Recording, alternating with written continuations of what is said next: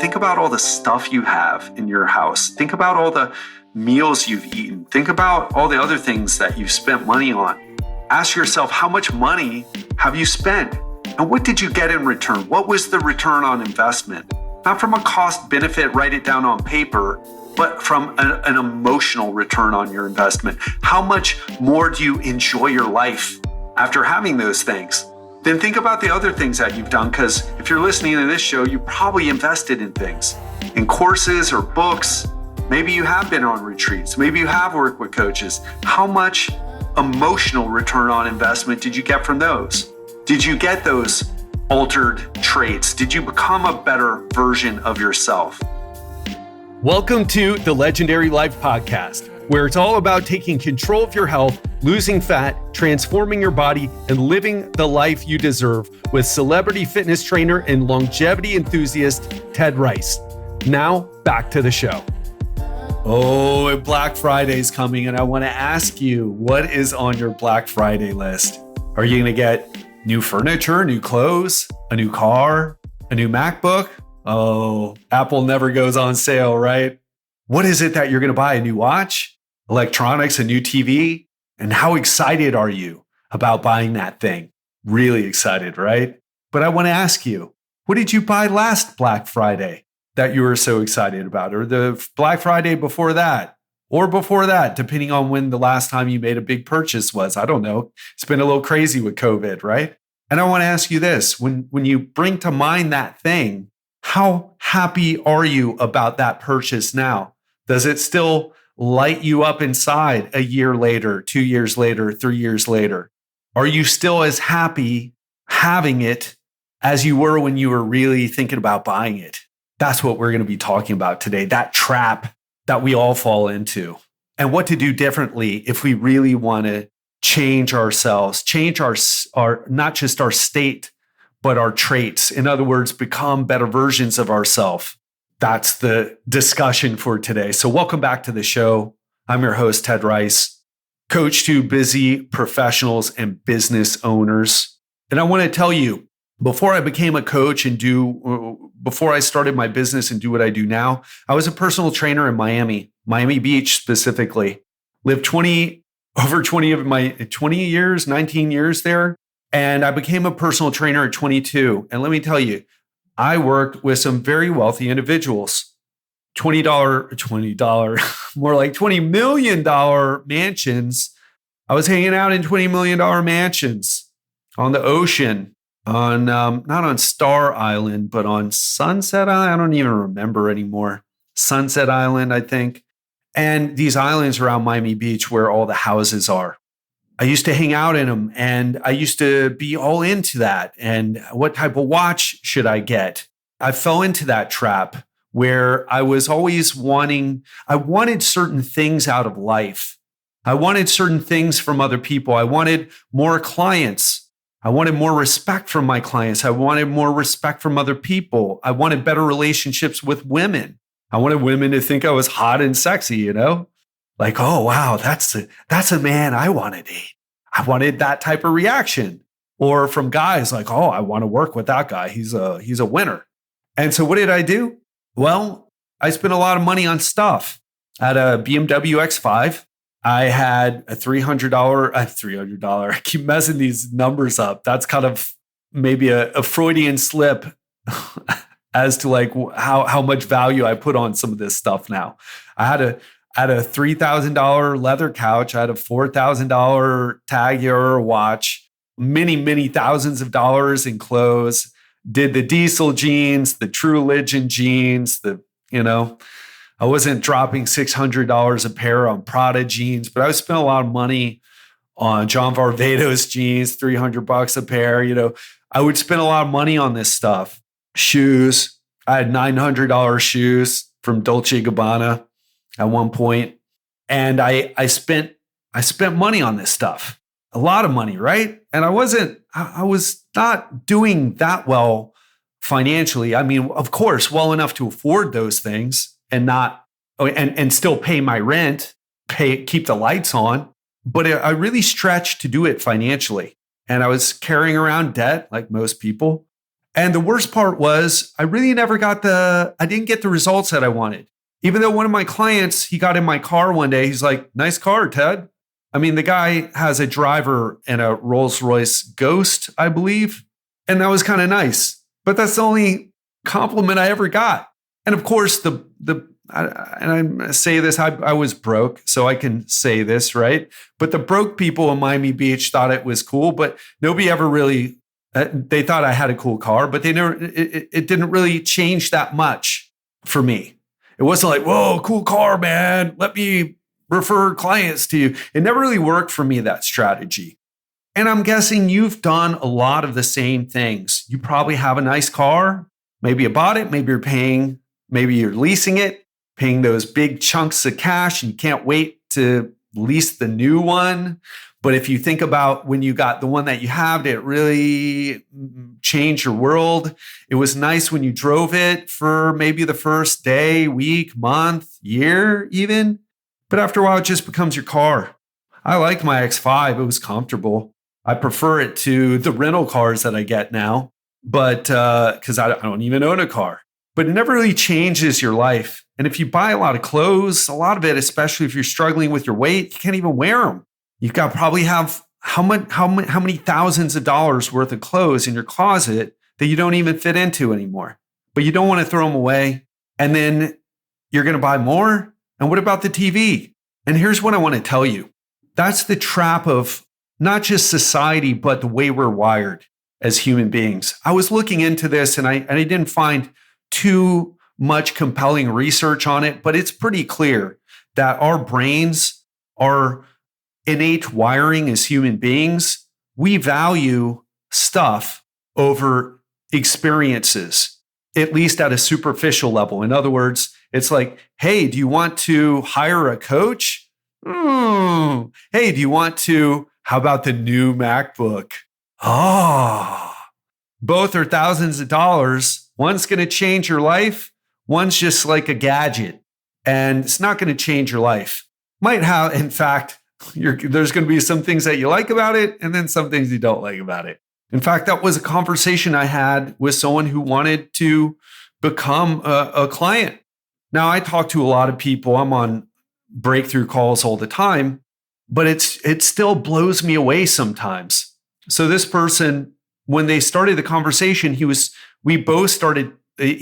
talking about the new MacBook and how excited he was to get it. And then we got into the conversation about how he really was desperate to change his body. Like, it was affecting him big time.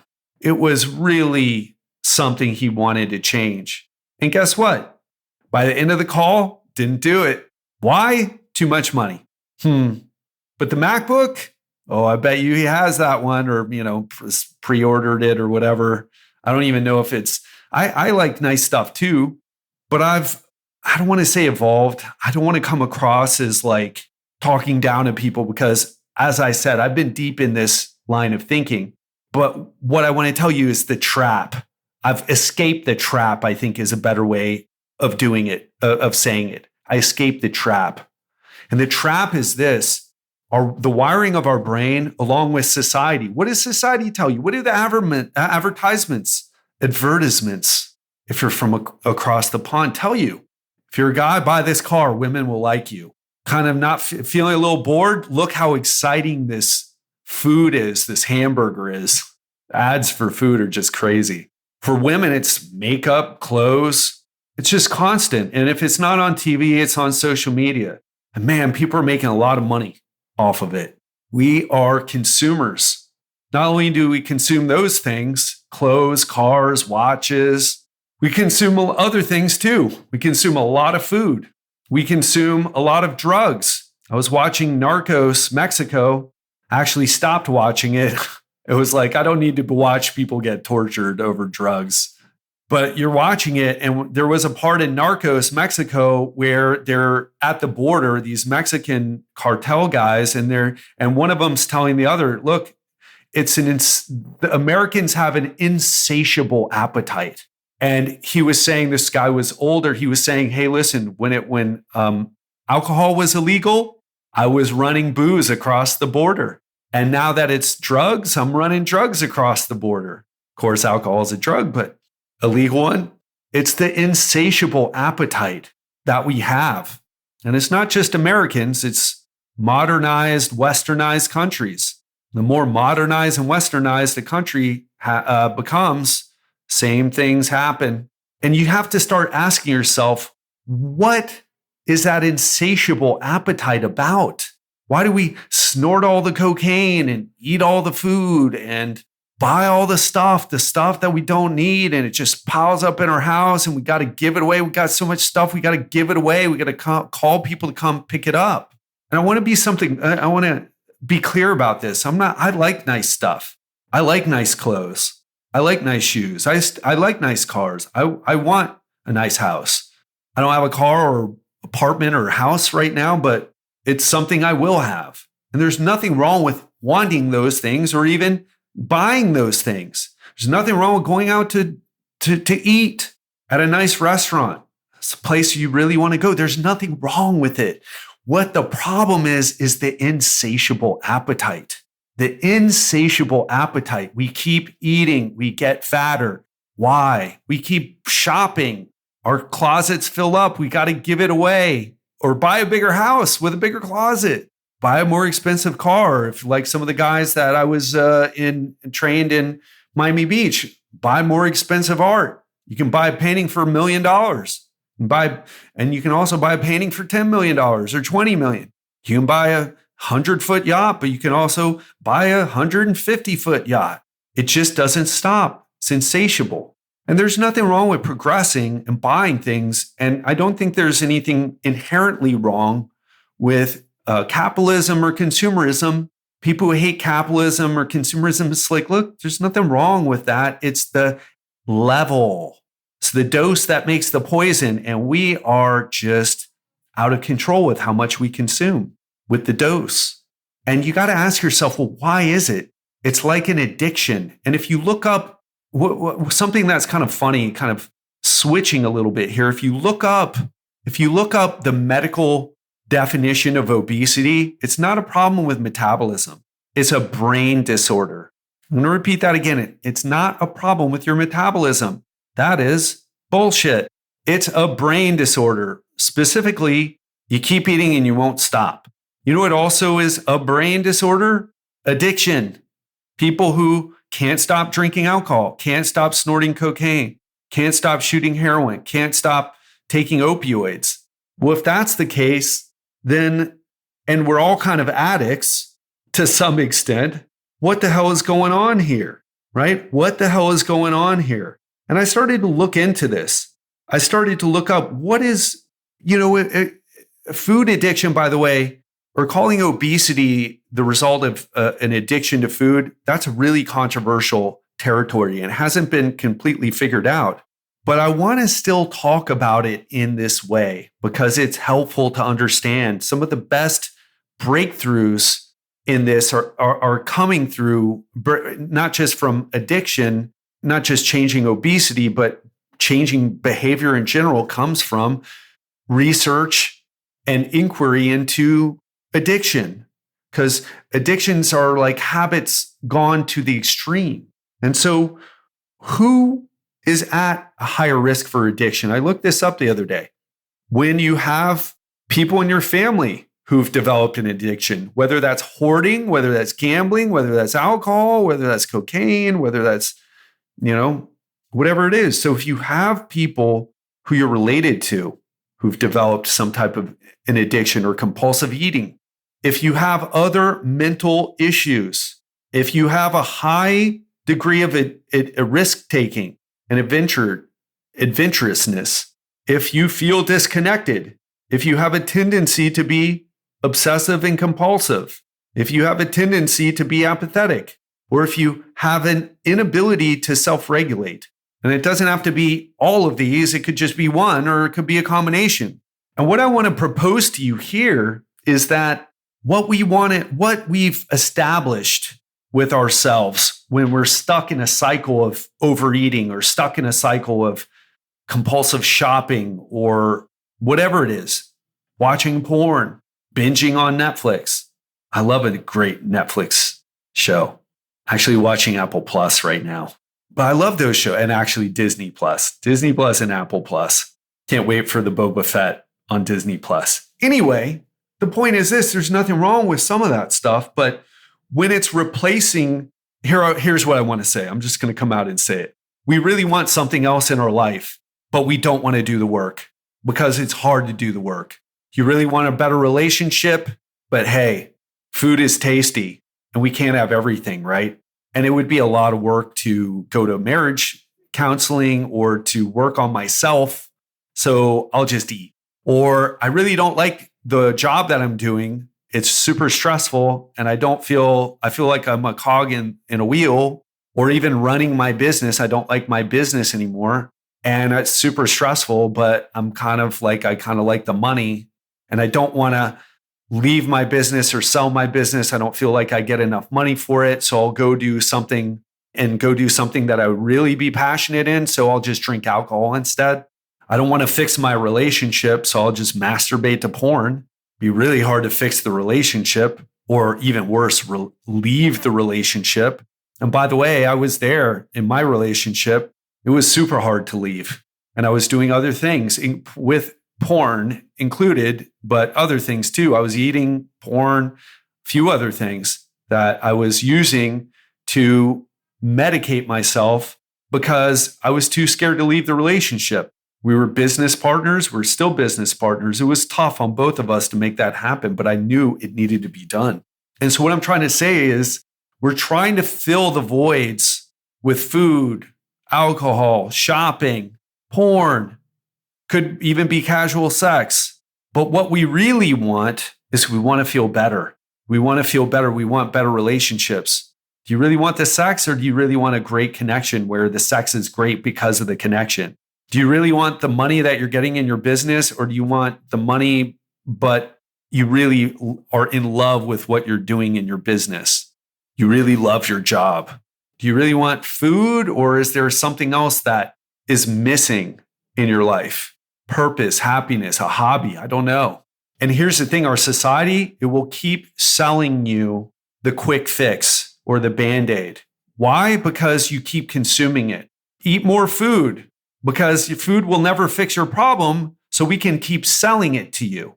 And then when you develop problems because you're having problems because you've got too much fat, because you keep eating the food because the food doesn't fix your problem, so you keep eating it, and then you develop the problems, and we can sell, then our buddies in the pharmaceutical companies can sell you medications that you'll have to keep taking to manage all the problems that you've developed from eating. So now you're eating all the food, then you're taking all the drugs, buying all the other things. I don't believe it's a conspiracy, folks. I believe it just makes sense as a business model. It's just not ethical. It's not healthy. It's arguably causing a collapse at some levels of society, but it makes sense as a business model. Not to get too deep, you see it over here, how I'm in Mexico right now. You see how and I'm in Playa del Carmen, and you can see how the cartels, it's just, you can see how control over selling drugs to Americans or Westerners, other Westerners too, and also Mexicans, rich Mexicans, can see how it's created its own thing, its own unhealthy thing. Makes sense. Selling drugs makes sense economically. There's a lot of money in it. It's just not, again, ethical. It destroys people. It's terrible, but it makes sense as a business, and nobody's going to stop selling it. Make it illegal. So until we start to deal with the deeper issues in our lives, we're going to keep trying to fill the void with whatever lights our brain up. For some people, it's drugs. For some people, it's food. I had a client of mine said, look, I'm never going to, she said this, right? Sarah, who lost 100 pounds with me in the course of a year. She said, look, I'm never going to snort meth off of a toilet seat, but I'll eat food. It's, people give it to me. People encourage me to eat, even though I was obese and developing health problems. It's the Christian mom's addiction. It's what she called it. That story always stuck with me. It's what I learned from my clients. I learned so much from my clients. And until we're ready to deal with those deeper issues, we're going to be stuck with these insatiable appetites. And only guy like I sell coaching, you want to know why? You think I have to sell coaching to make money? No, I could be part of the product. And I could even do it in an arguably healthy and ethical way. I could sell supplements. Actually, probably will get into selling supplements. I use supplements. And I know I could tell people, hey, don't buy supplements. Focus on your nutrition. Hire a coach. Hire someone to help you. Hire a nutritionist. Hire a psychologist to work on your relationship with food. People will still buy those supplements though. And I could even tell them, don't do it. Don't buy these supplements, even though I'm selling them and they're good quality and, work on those other things. But you think people are going to listen to me? People don't. Like, hey, you should, if you're spending $500 a month on supplements, maybe you should stop taking those supplements and hire me as a coach instead. I'm a little more expensive than $500 a month, but I'll tell you, if you're doing that regularly, you're spending thousands and you're still the same level of body fat. Because supplements aren't the answer. I don't struggle with getting clients for coaching, and I won't because people are just getting fatter and more unhealthy, and they're more scared than ever. And so why am I telling you that? I'm telling you this because I'm hoping to create a shift. Because here's the truth. Most of the clients who work with me, they're already working with coaches. They're also very successful financially. And they've worked with coaches, maybe not with their health, maybe with their health. I've got guys who worked with Ben Greenfield before, Dave Asprey. I've had guys who worked with other coaches, women too, have worked with other coaches, and they're already sold on the idea. They've already escaped the trap to some extent and realized that, hey, going to a couples retreat is going to be a lot better than going to an all-inclusive resort in Cancun and getting drunk every night and stuffing yourself with food and getting fatter and more unhealthy and not connecting deeper with your partner. And I'm hoping that you can make that shift too. Now, the people who are already into coaching, they're already doing well. In fact, I'll tell you this, and this is just about coaching, but I'll talk about other things too, because I don't want you to think that I'm just going to talk about coaching because I'm a coach. Although I'm super passionate about coaching, and I also just hired a coach for my business, and I'm loving the experience. It's like a coaching group. It's not just one person helping me with all types of things, just amazing. But coaching is something that can take you to the next level, but it's very hard to make the mental shift to invest in it. Doing retreats is another thing that can take you to the next level. When I went to a retreat in Costa Rica and drank ayahuasca for 4 days, changed my life. I can't even imagine what my life wouldn't be like if I hadn't done that. Now, I'm just using that as an experience. You don't have to do a retreat where you drink jungle juice.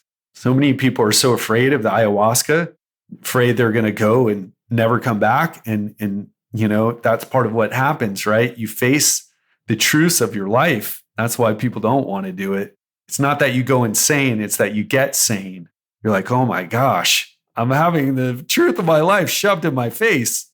Now, doesn't work that way for everyone, but for a lot of people, if you're relatively healthy emotionally, that's what happens to you.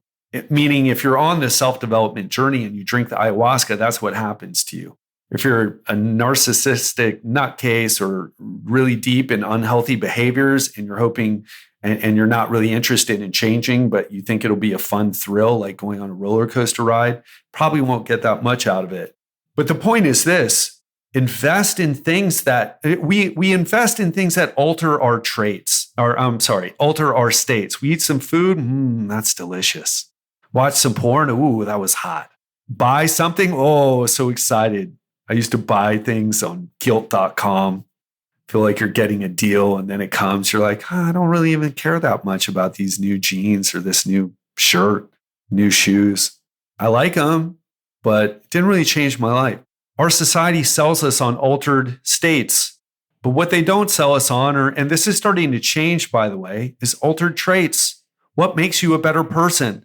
What can you hire someone to teach you a skill and you'll become a better person? After, go to a public speaking class, join Toastmasters. That's super cheap. Will change your life. Communication skills, one of the most important skills you can ever develop, but emotionally it's hard to do. It's a big step, hard to do, hard to solve those problems. But I'll tell you this, if you're not willing to do that, you'll never reach the experience that you're looking for in life. Never. If you eat, you'll get fatter and more unhealthy. If you buy more stuff, you get a little happy when you get it, and your closet and garage just gets filled up with stuff.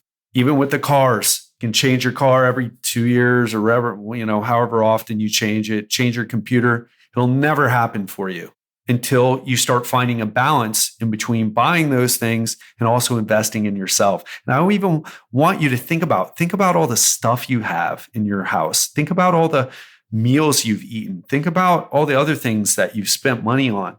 Ask yourself, how much money have you spent? And what did you get in return? What was the return on investment?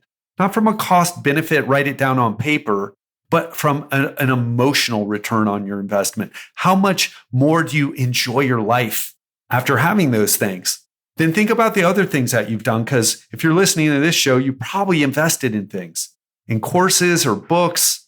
Maybe you have been on retreats. Maybe you have worked with coaches. How much emotional return on investment did you get from those? Did you get those altered traits? Did you become a better version of yourself? Comes from doing the hard work. Think about the therapy you've done. Think about the marriage counseling you've done. I want to tell you, for me, that's all I want to invest in pretty much. I don't have I've got luxury clothes that I spend money on for sure. I want nice stuff. But I like staying in nice places 100%. And I know, to be honest, I want to stop flying coach. Okay. I'm tired of it for long flights. Not on 2-hour flights, but on long flights. I always pay to upgrade those things. Now, those don't change my life, although you might be able to make an argument. I might be able to make an argument for it. Much less stress when you get, the stress of boarding and you get seated and it's just earlier and get VIP treatment, and it just lowers stress. So could even make an argument for it. But the thing is this, I spend money on that stuff, but I'm looking for things to take me to the next level. And it's not always necessarily working with a coach or something like that. I'm getting certified in cave diving. It's kind of a long process, but I'm taking steps toward it. I'm learning kite surfing. I went to a business event, an entrepreneur meetup conference, actually. So what are those things? Start investing in them and watch your life change. It's as simple as that. But it's hard to get ourselves to do it because our parents didn't do it, most likely. Our brains aren't wired to think that way, and our society certainly doesn't encourage it. But 70% of the American population is overweight and obese. That's not who you want to be, is normal in our society. It's going to lead to a very unfulfilling and unhealthy life. Unhealthy physically, unhealthy emotionally, unhealthy spiritually even. But hey, we all got to do what we got to do. I'm not here to force you to do it, but I am here to shine the light on the path, one that I found, not just because I'm super smart or smarter than you. I'm probably not smarter than you, but I've worked with a lot of smart people. I've gone through a lot of experiences that I grew through. I spent more time altering my traits than altering my states these days, and it pays off. And you can do it too. I'm going to wrap things up now. I hope you enjoyed this. If this resonated with you, if you felt something from listening here, I would appreciate if you shared it with someone who you feel needs to hear some of this. And that's all I've got. Have an amazing weekend, and I'll speak to you on Monday. And on Monday, we're going to talk about how to live a stress-free life with Dr. Mithu Staroni, a neuroscience researcher and author of the book Stress Proof, the ultimate guide to living a stress-free life. Getting in shape and staying in shape, performing at a high level, raising your kids, or whatever it is that you want to do comes down to managing stress. That's the secret. You have too much stress, you crash and burn. If you don't have enough things that excite you, you're bored. It's about finding the zone and staying in it. And Dr. Mithu Staroni is revealing some simple science-based strategies for beating stress at its own game in different areas of our life. So if you struggle with stress, like 99.999 people in the world. Tune in on Monday to find out how to become stress-proof. Have an amazing week and speak to you then. This podcast is sponsored by the Legendary Life Program. The Legendary Life Program is a 90-day coaching program where I work with you to upgrade your health, burn fat, and transform your body while you enjoy your life and eat the foods that you love. So if you're over 40, you've tried everything and nothing has worked long-term, or if you're tired of restrictive dieting and time-consuming workouts, this might be the right program for you.